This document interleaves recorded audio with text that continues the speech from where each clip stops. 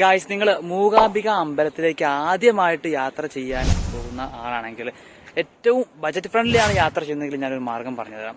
ട്രെയിനിന് വരികയാണെങ്കിൽ മൂകാംബിക ബൈണ്ടൂർ റെയിൽവേ സ്റ്റേഷനിലാണ് നിങ്ങൾ ഇറങ്ങേണ്ടത്. നമ്മളിപ്പോൾ ആ റെയിൽവേ സ്റ്റേഷനിലാണ് എത്തിയിട്ടുള്ളത്. പുറത്ത് ടാക്സി ടീമുണ്ട്, അതുപോലെ തന്നെ ഓട്ടോ ടീമുണ്ട്.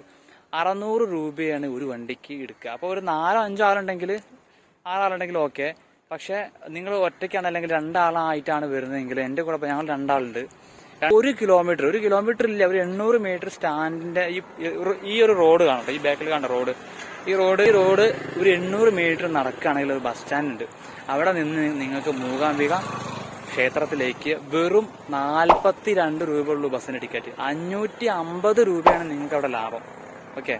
പിന്നെ അതുപോലെ തന്നെ അവിടെ എത്തിക്കഴിഞ്ഞാൽ അവിടെ റൂംസും വളരെ ചീപ്പ് റേറ്റിന് അവൈലബിൾ ആണ്.